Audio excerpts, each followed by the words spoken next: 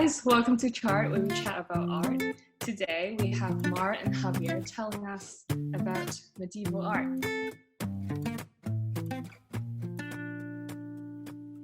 As you know, we are Mara, Javier, Finn, and Christy. Just before we head off, we would love it if you would follow us on Instagram and Twitter @Chart Podcast and let us know where you're from. Okay, enough time wasted. Let's jump into the DeLorean and head back to the Middle Ages. Buckle up and enjoy the ride. Mar, you want to do How Are You? Hi. Yeah. Boop. Hey guys, how you doing? I missed you loads. We haven't filmed for over a week. It's been a long week. The longest week of my life. It's been strange not talking about art. Yeah.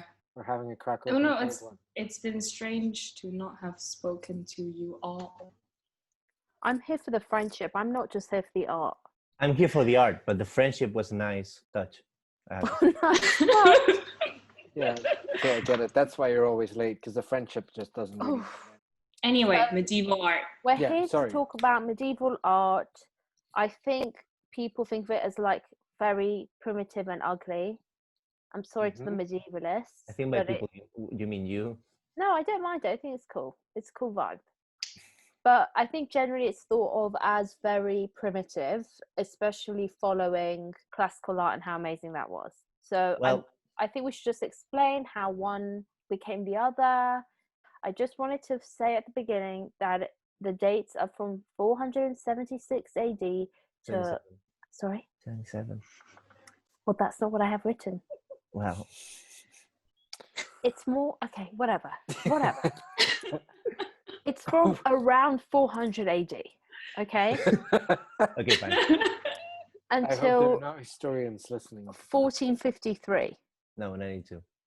You are a liar. You're a No, liar. you're taking the fall of Constantinople as the end of the Middle Ages, when like we use the discovery Who's of America. we? Who's we? The human race. Wow. Okay. What so am I? First of all, bear in mind that ages are completely established by later periods of history. So it's usually big events that are taken to signal the beginning and the end of an I'm era. just trying to give a vibe, okay? It is important for something. something that I have to say, that we choose the discovery of America as The the point end of the, Wow, okay, this well, podcast I is doing disagree, but fine. If you want to be wrong, that's okay. Okay, fine. What I was trying to say was that it lasted 1,000 years, and I think that's a lot longer than people would expect, because you expect things to develop a bit more, things to happen. And for 1,000 years, it was Dumb. mediocre. Middle Ages. We'll get into that. There's a lot to discuss about that. Okay, I'm I just actually trying to have- set a scene. Okay. Yeah, please set But the I scene. don't have a set scene. I'm just mean that was the scene that I've just set. Okay. I can Okay. set the scene for this one. So you've made a scene but haven't set one. I've also made a scene. Right. I just also wanted to give for context for English viewers, St. Paul's Cathedral. It's not medieval. I know, please. So for the French people, the Eiffel Tower is not medieval. either. There was a point Also, to that. America. I'm sorry, but the Empire State is not medieval either. There was a point to that. What I was trying to say was that that St. Paul's Cathedral, which was considered like the top vibe of its time, was only built 310 years ago. And like you, in your mind, you think it was built like, 1,000 years ago. Not me personally, but me. What are you getting at with this? What's happening? Who have you been speaking to?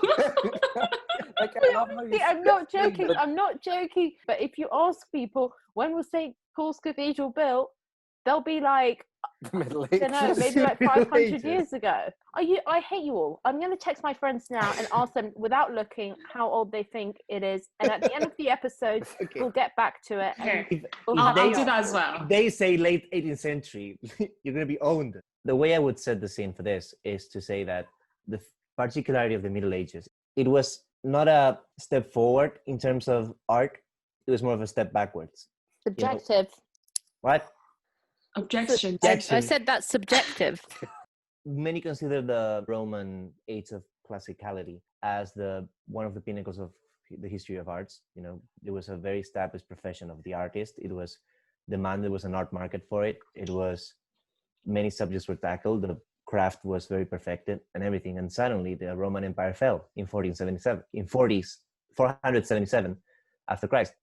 And then happens what we nowadays call the Dark Ages, which is a period of turbulent time in which the Indo-European barbarians, as the Romans called them, that invaded Europe and kind of formed the primitive kingdoms that would later become many countries nowadays.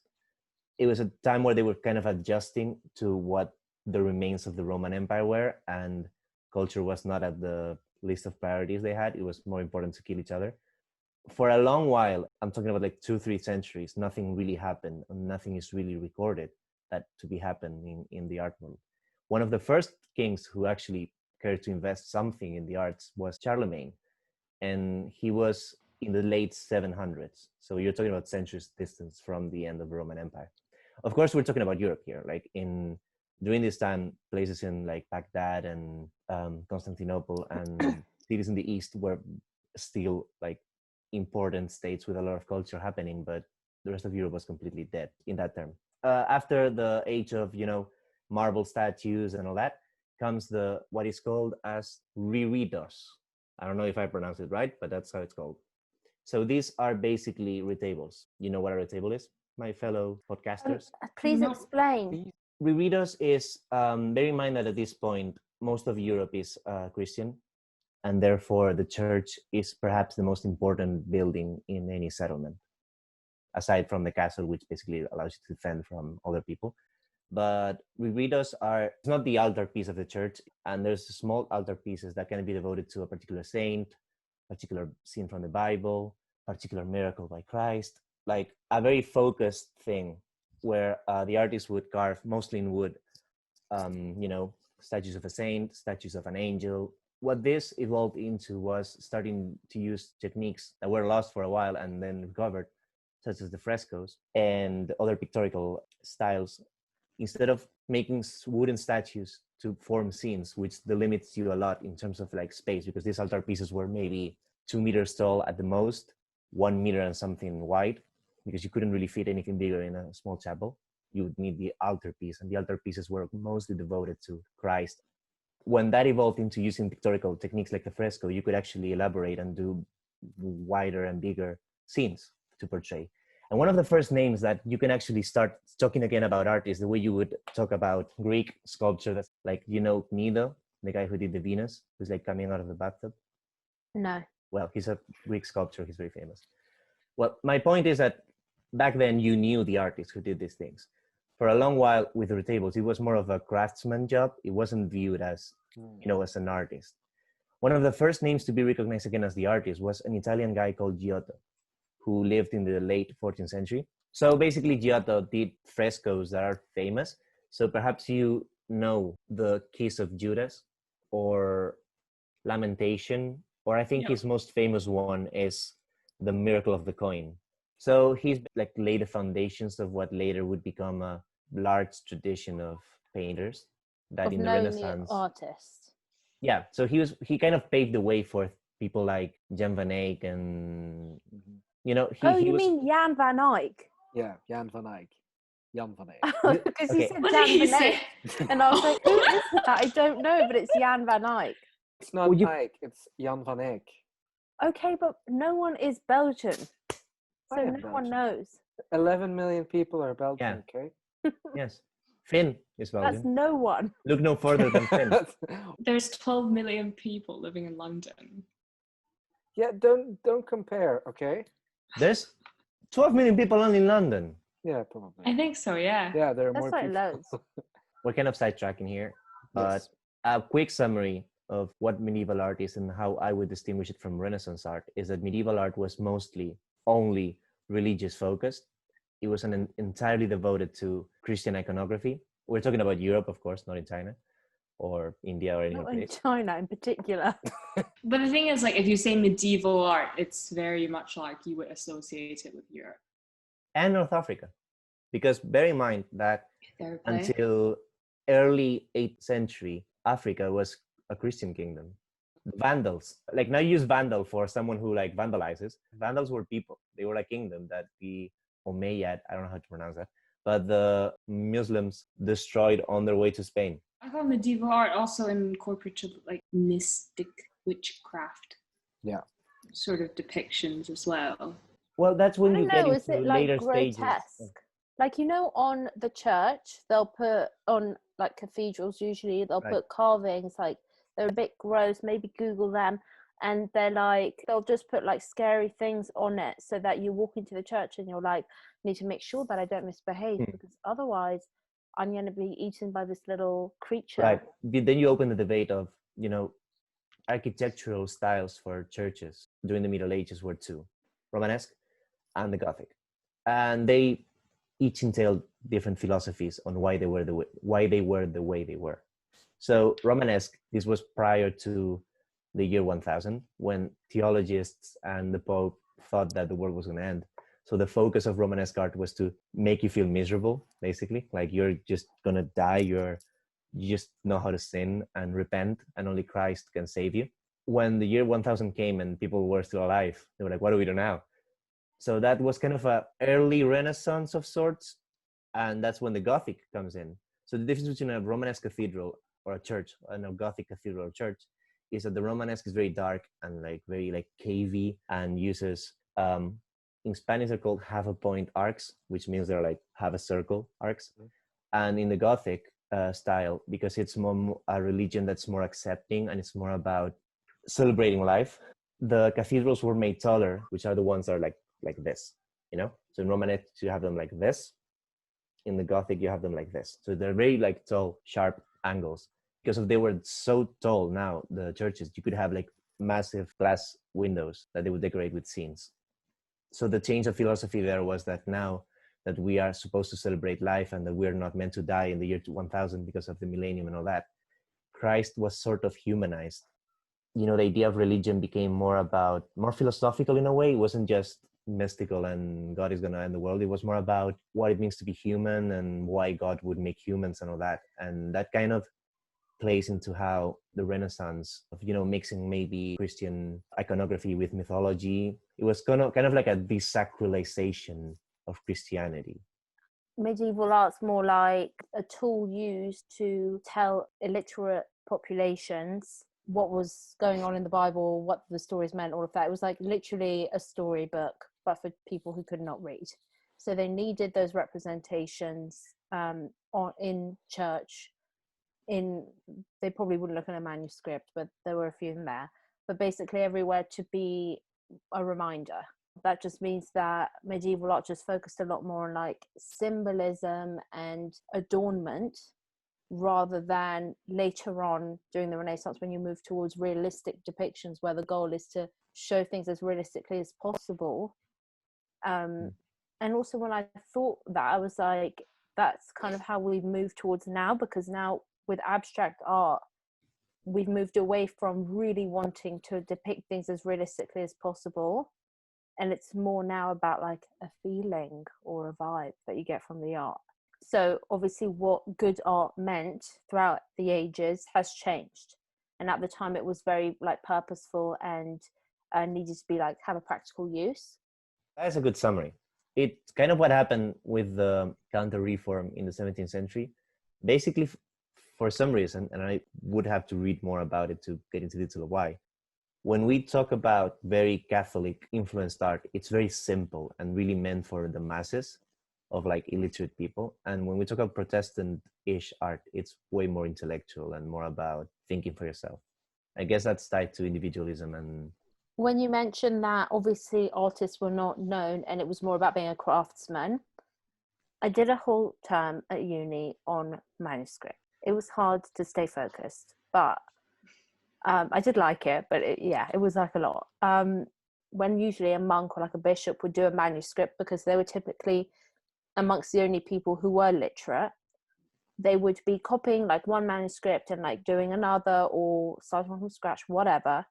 And on one of the pages, they would draw like a bishop or a monk at a desk drawing in a book. Obviously, they had like the whole outfit on.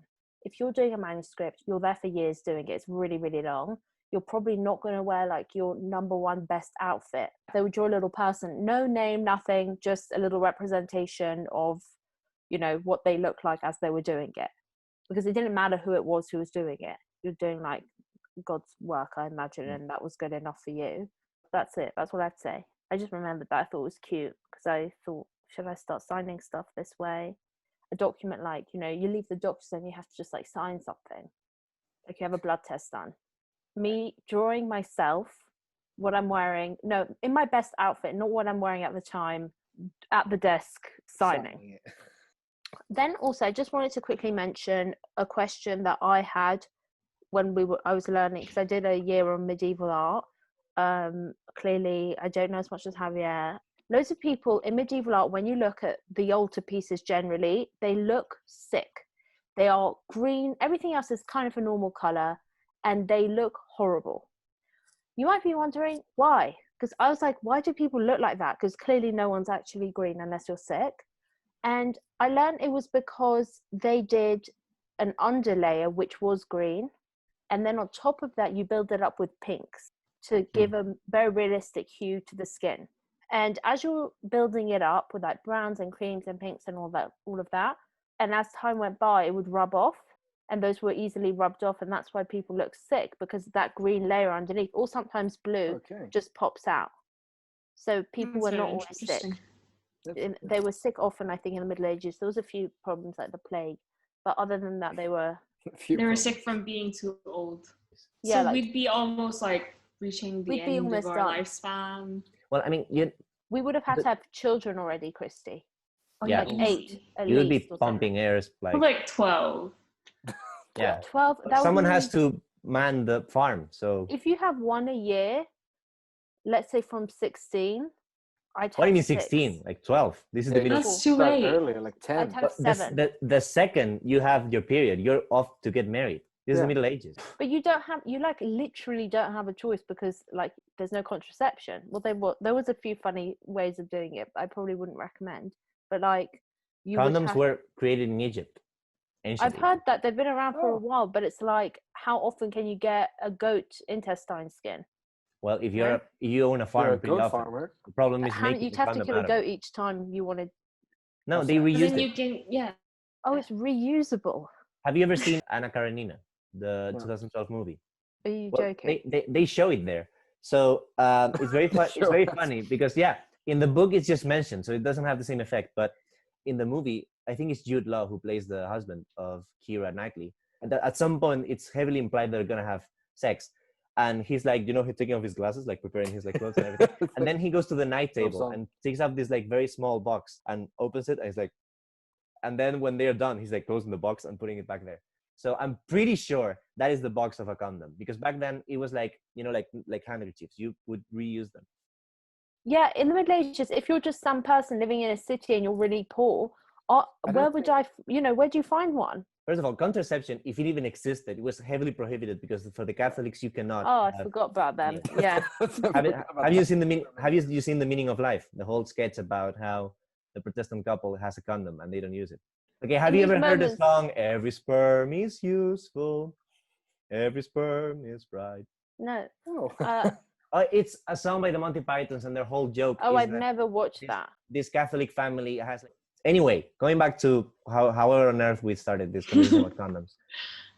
Like and subscribe if you'd like to hear on a whole episode about the history of contraception, brought to you by us. Basically, forget all of that. What I'm trying to say is that medieval art was very stylized. That means it's something which is depicted, doesn't need to be depicted very realistically, right? And it has a very particular style. So for them, they were like, I don't care that Jesus looks a bit like a small man. It's okay. I just want people to know that's meant to be. That is Jesus. Yeah. I think the best example to actually see the distinction is that if you ever go to the church where the Last Supper is, it's not exactly medieval. It's like this very small chapel thing, and you look to the right, and the Last Supper is there. The Da Vinci painting, and on the left there's a painting who's complete. They were done at the same time. Like the two artists were working at the same time. And if you look on the one on the left, it's completely what you were just saying. Like there's like this very famous, important figure. So it's like a huge knight. There's like a lot of very small, with no perspective whatsoever, like town folk. And it's just completely, it hurts your brain to imagine it as a realistic scene, because it doesn't make sense. It's like one of those iconographical things where the important figures in the Yeah, illustration are like bigger. huge But and have like I think cables and everything. they And like, clearly, it wasn't like a lack of intelligence. no, it was Some just were, the but way not they. because you see in the cathedrals how what a crazy architectural feat those are, especially Gothic cathedrals are just mad.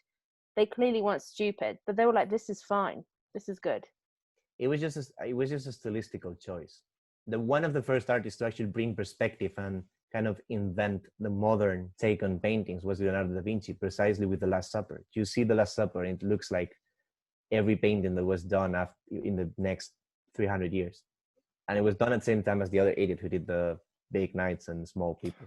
If you ever travel to Milan and look at it, you will see perfectly what we have meant when you can. Or you can go to Milan on Google.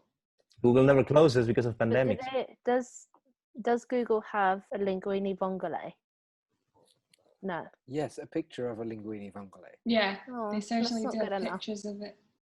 Obviously now in art history, for a long time it was slightly ignored because people were like, "Ooh, that's a bit ugly." But now it's seen as like this very rich and complex and symbolic kind of style. Also, I wrote that Picasso loved medieval art in my notes. But like, I just mean that big artists do look back to that as stylistic reference because it is appreciated now. I think that medieval art is beautiful. I think it's just very different from what you see from the classics. Or it's different from what you perceive as what art is, because we've been always told That's what I art meant. is like Renaissance, it's like beautiful, being it's realistic. like it's about techniques. Yeah, exactly. But then really, if you look at contemporary art or even modern art and medieval art, it's not necessarily about that. It's more about the depiction of people and depiction of our surroundings. Because it was followed by the Renaissance, which obviously was like most realistic, you know, like let's find new technologies and architecture, all of that. It looks so different in comparison and so unskilled and a bit random. It's like if you said to someone, "Hey, I've got loads of gold paint, but I need you to basically make an altarpiece that's mostly gold with green, sick-looking people of different sizes. That doesn't make sense. Say no more, fam. I've got you." And then they go and they do it. Like it does look like that, I think, if you don't understand the context. Well, it's very similar to when now you see someone saying, "Oh, Picasso doesn't know how to paint." Yeah, Not it is like know how that. to paint. Is that? But what's the point of painting the same way people have been doing it for 300 years when you can iterate? Yeah, they just like loads of gold and ornamentation and special stones and all of that. When I was studying it, I really like reliquaries, which are these funny, doesn't matter what shape, kind of components in which you would put like maybe an earlobe of a saint or a bone or a piece of what someone was wearing or a tooth or blood, or there's some that have the Virgin Mary's breast milk, but it's like, how would you get that? A bit shady. I'm not sure. I mean, I'm sure most of them are not those things, but anyway, I'm sure that if a saint died, they went and would grave rob it. I just want to say I like those the most. I just found them so interesting, why you would keep a piece of a saint and then you would say to people, come into the church, touch it, and you'll be healed. And people would believe that, and they came in and they thought, I've traveled, sometimes they would do a little pilgrimage all the way here to touch a piece of bone. Hopefully, you know, like my dog will get better. It's been a bit sick recently, kind of thing. Well, bear in mind that most of these reliquaries are completely fake, but not to say all of them. And they were apparently a big thing after the Crusades, because it was sort of the first time ever since basically Jesus that Christians were actually in Jerusalem. And when Crusaders came back, they brought all these crazy relics, like a piece of the cross where Jesus was nailed, and I don't know, like a nail from the cross. But if you put them all together, you could have like 35 crosses made. And I learned about one which is in the Saint Chapelle in Paris, and the crown, right? Yeah, but like the thorn. But it's entire crown apparently. Oh well, no, it was something where like they had the entire crown, they sold a bit of it, they kept the thorn. It didn't matter. It didn't matter because to them they were like, it's fine, you know, it's got the same amount of magic, we'll keep it.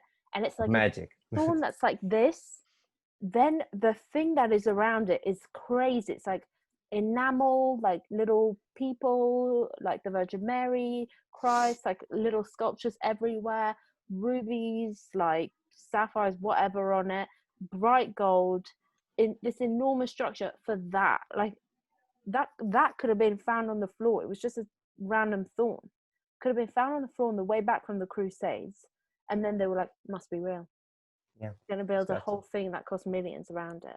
Do we have any concluding thoughts before I reveal the results of my St. Paul's survey?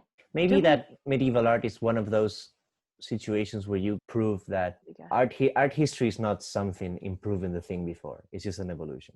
And Romans were doing this insanely beautifully crafted sculptures and reliefs and massive buildings, and the second they were wiped out of the map, architecture was rendered to stone tower, and art was wooden statues of a very archaic nature. Like if you see some retables from the very early Middle Ages, like 8th, 9th century, stuff like that, they look like really, really rudimentary. They look like toys. They don't really look like art.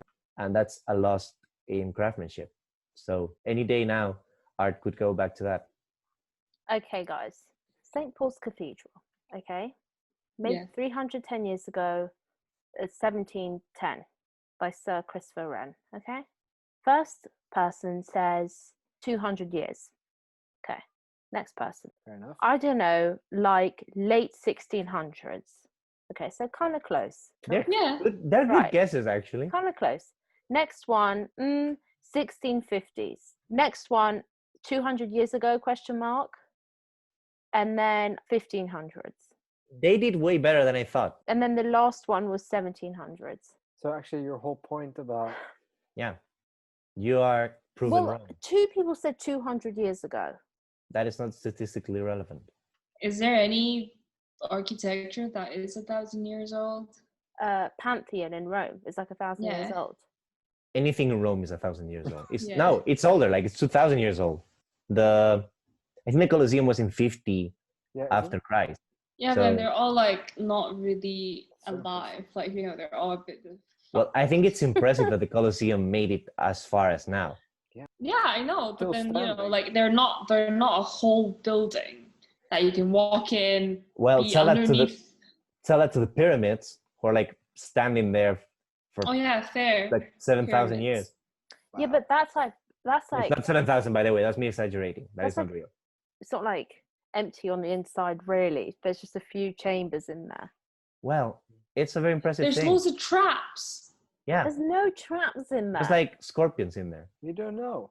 They can be scorpions in there, but I mean, there's no trap. They didn't put booby traps in there. There were booby traps for they didn't. Indiana Jones. Well, there must be traps. Not now. Like if you go now, it's not like a ball is gonna come rolling after you. We should reference. Back then, there were traps. They were like false chambers for like thieves to get lost. Referencing Indiana Jones. No, I'm referencing facts. You're referencing Indiana Jones is shitty. Whatever. But that's what I grew up on. I don't like the movies. I watch Indiana Jones. Bean is gonna be fired from this podcast. Wait, you don't like Indiana Jones? I love Indiana Jones. I love Indiana Jones. It's so artificial. It is, but it's like the charm of like the 2000s, 1990s movies. I'm not just watching it for the story. I'm watching it for Harrison Ford as well. Oh, I don't care about him. No. I'm watching it because it's just so much fun. It's the only it's the only franchise I can forgive massive historical errors. It's the only one. Really? Oh no. Yeah. What about Star Wars? It's not real. It's not real. That is not historically accurate. I'm sorry. Comment like your and favorite. Subscribe. Thank you for being patient with us, changing our release day. Yeah. Well, okay, we love you. Bye. Bye. Bye. There we go. We have arrived in the 21st century again. Thank you for traveling with Chart, and we hope to see you again next week, where we finally crack open a cold one again and talk about our favorite enterprise. Let us know on our social @Chart Podcast what you think about the medieval art and if you want a follow-up episode on this topic. If you enjoyed this episode, which chances are you have if you made it all the way to the end, give our podcast a 5-star rating and a review on Apple Podcast. It would help us out tremendously. This was Chart, and we hope to see you back next week for some more chatting about art. Love you. Love you. See you. Love See you you. later. Bye. Bye.